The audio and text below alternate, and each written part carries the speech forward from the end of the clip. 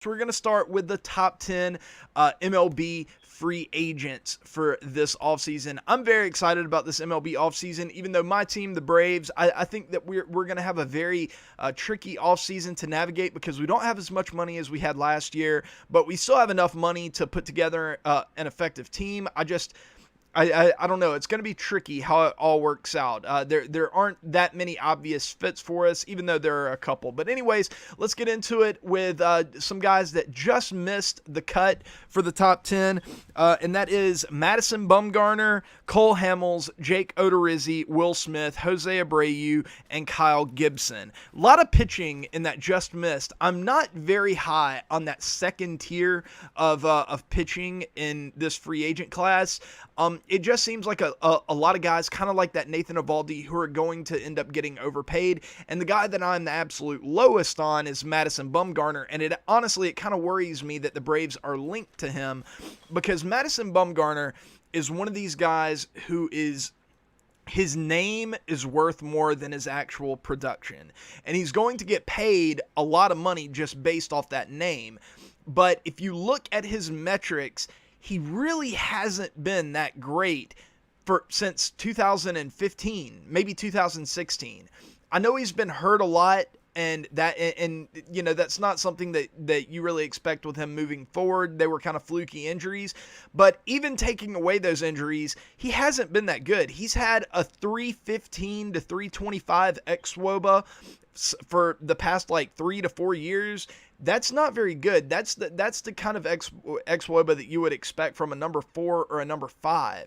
Not what you would expect from a guy that's going to be getting number 2 money, maybe even number 1 money. Who knows? It depends on which team signs him. I hope it's not the Braves. So I think I'm going to get a lot of questions on why I didn't have Madison Bumgarner in my top 10 free agents, and that's the reason why is I just really don't believe in him that much moving forward. Okay, but moving on to the top 10. At number 10, we have Mike Moustakas. Mike Moustakas has been a criminally underpaid and undervalued player, really for the past 3 years. He ended up getting a qualifying offer from the Kansas City Royals. He rejected it. He signed a contract for less value. Then he moves on to the Milwaukee Brewers. He gets another contract for less than his qualifying offer. In fact, I think that if you combine those two contracts together, they still don't add up to what that qualifying offer would have been in just that 1 year. So he ended up really getting screwed because of that. But I think that this is going to be the first time where he's not going to make what he has been worth because he's just older and he's not going to be as good moving forward because that's what happens to older players. But I still think that he's going to get a good contract in the 2 to 3 year range worth $25 to $35 million, which is a pretty small bump. It could go up to 40, maybe 45 million if the market really kind of develops around him. The problem for him is that there are two better third basemen ahead of him, and that's Josh Donaldson and Anthony Rendon, and they're going to get the big money, and he's kind of in that second tier. But I expect him, there are a lot of teams that could use his services, the Dodgers, the Phillies, a bunch of teams, the Rangers even are kind of looking for a third baseman, but they seem to be more focused on Josh Donaldson. But I expect Mike Moustakas to sign with the Braves. I kind of expect it relatively early on. He could get retained by the Brewers as well, or possibly the Reds. But right now, I'm thinking the Braves because I don't think the Braves are going to be able to keep Josh Donaldson, and I don't think that they're going to want to roll with Austin Riley. So I expect them to address third base through either through trade or through Mike Moustakas. At number 9, I have Didi Gregorius. He had a bad year last year. It was injury-riddled. He had a terrible September. It was just a very odd year for Didi Gregorius. But I think that teams aren't going to look at that and say, oh no, Didi is done. I think they're going to look at that and say, hey, we have an opportunity here to get a very valuable player for less than his market value, because I could see Didi Gregorius taking kind of like a Josh Donaldson contract where it's short term, 1 to 2 years, for maybe a slightly higher AAV than he would get for a longer term contract, and trying to rebuild his value. And I think some team is going to really end up benefiting from that. And right now I have that team as the Phillies. could be a variety of different teams, but I think the Phillies right now would make a lot of sense for him. And that would really make that lineup pretty intimidating if they got a healthy and right Didi Gregorius in there. And I hope that doesn't happen. I hope he goes somewhere else.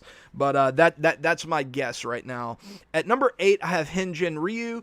I'm not as high on Hyun-Jin Ryu as a lot of people are. A lot of people seem to be thinking that they could get, a Cy Young caliber pitcher in 2020 out of Ryu. I think you're going to be getting more of like a solid 2 or maybe a solid 3 out of him. I think that this past year was a bit of an aberration, not a total aberration, but I mean, he's not going to, for 5 months of the season, he's not going to be putting up an ERA in the low to mid ones. That's just not going to happen again, I don't think. I mean, he'd have to get pretty lucky for that. But he's still a very good pitcher. He is a bit older, so he's not going to be getting, an insanely massive contract, but it is going to be a pretty healthy payday for him. And right now I have him going back to the Dodgers because outside of Clayton Kershaw and Walker Buehler, the Dodgers really don't. Their rotation, in my opinion, is the biggest question mark on that team. I don't think that they have anyone beyond those guys that you can just lock in surefire. They have some interesting prospects that could come in. Urias could come in and maybe take up a rotation spot. Maybe they go out and get another starting pitcher alongside. But I think Ryu going back to the Dodgers makes a lot of sense for a lot of different reasons. It's possible that another team comes in and outbids them, but the Dodgers have just a shit ton of money, so it is what it is. I see him going back to the Dodgers, and yeah, let's move on. Marcell Ozuna. This one is really interesting because there are a lot of teams that are in need of outfield help and in need of a right-handed power bat. The Braves are one of them. I would love for the Braves to bring in Marcell Ozuna, but the Braves have other priorities outside of a right-handed outfielder, and they also have Nick Markakis eating up one of those spots, and Marcell Ozuna isn't going to platoon with anyone. He's too good for that. So I think you can comfortably rule out the Braves for Marcell Ozuna. But there are a lot of other teams, and right now I think the Reds are probably the favorites to sign him. The Reds are looking to compete this year. I think they're going to be very aggressive on the free agent market when it comes to finding bats and pitching. I think that they could be in play for every single player that's outside of that top tier Anthony Rendon and Garrett Cole tier. So, yeah, they're going to be very aggressive this offseason, and I think that is one of the players that they're going to go after the most this offseason. So, after him, we have Zach Wheeler. Zach Wheeler is probably my favorite bargain buy this offseason. And what I mean by bargain, I don't mean that he's going to not get paid. I mean, he is going to get paid. I'm thinking a contract in the range of $70 to $90 million, somewhere in there for about 4 years, maybe a fifth-year option or something like that. He's not as young as most people think he is, or even I thought he was. I mean, he is 29. He'll be 30 next year. So that is a bit older for a pitcher. But the thing about Zach Wheeler is that he has always underperformed his metrics. And I think that in a lot of ways he could end up being kind of Garrett Cole-like, because Garrett Cole, when he was with Pittsburgh, everyone always said that, his metrics are amazing, but it just never adds up to elite production. It's just always good production, not phenomenal production. And then what happens? He moves on to an elite roster, and the rest is history. He becomes one of the best pitchers in baseball. I think that could happen with Zach Wheeler as well. And the enticing thing about that is that you could end up grabbing a guy that is one of the best pitchers in baseball and pay him like a good number 3. Because $70 to $80 million over 4 years, if you're an ace, you get way more than that. And I think Zach Wheeler does have that upside. He does come with some risk. He does have an extensive injury history. He hasn't performed at the level that his metrics suggest that he will. So there is a lot of risk in signing him. But the upside is just tremendous. Right now I have him going to the Phillies, and I really hope I'm wrong about that, because I think that it would be potentially the best signing of the offseason for whoever gets him. Then I have Josh Donaldson, and Josh Donaldson I've been following very closely because I'm a Braves fan, and I hope that we bring him back, but I'm starting to get more and more skeptical of that as the days go by. Right now, it looks like the Dodgers have interest. It looks like a few of the other teams in the NL East have interest, but the team that's most aggressively pursuing him is the Texas Rangers. And right now, I see them getting the nod over all the other teams that I just mentioned. And I see him getting a contract in the range of 3 years for about $75 million, potentially a fourth-year option worth about $20 million. Something in that range right there. But the Rangers, for whatever reason, they think that they are right on the forefront of competing, and getting a guy like Josh Donaldson would definitely help them in that venture. I'm a little bit skeptical of that idea that the Rangers, I think they're a little further away than they think they are. But yeah, they're going to be aggressive as well, and they're really going to go after it. Number 4, I have Yasmani Grandal. In my opinion, the most criminally underrated player in all of baseball. Yasmani Grandal is, for several years now, he has been amongst the best hitting catchers in baseball and the best defensive catchers in baseball. Now, I know a lot of people will push back on both of those ideas because he's only a good thrower of the ball or blocker. In the playoffs a couple years ago, he was terrible. The thing that makes Yasmani Grandal so enticing and gives him so much hidden value that you don't see is pitch framing. He is the best pitch framer in baseball. Tyler Flowers was kind of competing with him for a while, and there are a few others that are really good pitch framers as well. But Yasmani Grandal is an elite pitch framer. He can save you up to 20 runs per year based off just his pitch framing. And that can add up to 2 wins per year because the general model is for every 10 runs above average, you generate 1 win for your team. So, yeah, I mean, that alone is worth 2 wins. When you add on top of that the power that he brings and the fact that he's a switch hitter and a competent switch hitter, he gets on base. He is an extremely valuable player that, in my opinion, has been criminally underrated because the WAR models, it took them a while to catch up with the fact that he was such a good pitch framer. Fangraphs just incorporated pitch framing into their metrics, so a lot of the time you don't see that value in Yasmani, but I think you're going to start seeing it more and more. He is a bit older, so there is some risk. There is some risk of decline there, especially for a catcher. But right now, I see the Braves getting him. If the Braves miss out on Donaldson, I think Alex Anthopoulos is going to want to add one massive bat or one massive position player to this roster. And I think catcher is the most obvious way to do it. And unfortunately, Yasmani Grandal is really the only one that's on the free agent market. Contreras from the Cubs is a trade possibility, but I don't really see that happening either. So right now, Yasmani, I think, is the ideal target for the Braves. Mike Moustakas, I don't know if they'd be able to fit both of them into their budget, so it could possibly be one or the other, and if it's one or the other, I'm going with Yasmani, just because I think that he's way better than Mike Moustakas. So we'll have to see what happens, but right now I have both of them going to the Braves, but I don't know how realistic that is from a financial standpoint. It's going to be a matter of what they end up signing for. And then top 3. Okay, I think the top 3 were pretty set in stone from the beginning. At number 3, we have Steven Strasburg, and I see Steven Strasburg leaving the Nationals. I think the Nationals are really going to have to pick between Anthony Rendon and Strasburg. I don't know if they can keep both of them. Long term, I don't know how viable that is. I know that Washington wants a long-term competitor, and I don't know if it's the smartest idea to put that many eggs into one basket, or into basically 2 baskets.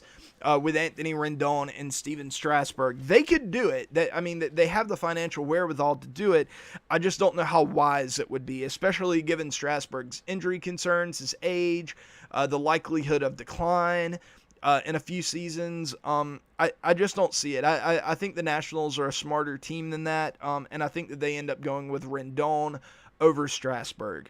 And so Strasburg has to go somewhere else. Well, the obvious fit is the San Diego Padres. He is from San Diego. He went to college in San Diego. That's the obvious fit. The Padres are looking to compete. They signed Machado last offseason. They're looking to go for it.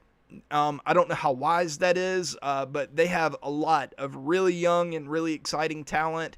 And adding Strasburg to that rotation with all the pitching prospects that they have coming up, it could be very, very scary for other teams. So, yeah, Strasburg to the Padres, to me, that's one of those situations where it almost makes too much sense not to happen.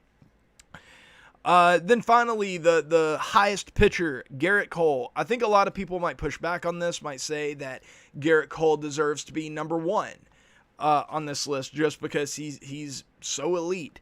I don't view it that way. He is elite. He is fantastic, but he's also a 30-year-old pitcher. And 30-year-old pitchers, that's right at the outset where you really start to decline. You start to see declines in velo. Now, I know there are exceptions. You have Justin Verlander, you have Max Scherzer, you have guys like that. But generally, it's a pretty steady decline after the age of 31 or 32.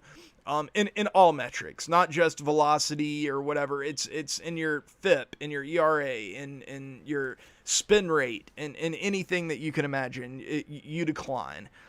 But Garrett Cole is still going to get paid, and he's still probably going to be the best pitcher to come out of this offseason, at least for the next 3 to 4 years. And I see him going to the Yankees. The Yankees really need pitching help. And it's possible that the Yankees look to check down and not commit that many years and that much money to a 30-year-old pitcher, and they check down to a guy like Zach Wheeler for a little bit cheaper, or maybe Strasburg, even though I don't really see that. Maybe Ryu. Maybe even lower than that, they go with like a Cole Hamels for a short-term option, or Jake Odorizzi or someone like that. But right now, I see the Yankees really going for it. That their window is now. Garrett Cole fits their window perfectly. So, yeah, I see them spending big money and Garrett Cole being a Yankee. And then the number one free agent of the offseason, Anthony Rendon. He is so special, and he is so underrated, and he's ridiculous. He is one of the 5 best players in baseball right now. He's so consistent. Third base is an extremely strong position. It's crazy to think that he just made his first All-Star game. He's been putting up 7 wins for 3 to 4 years now. He's been incredible.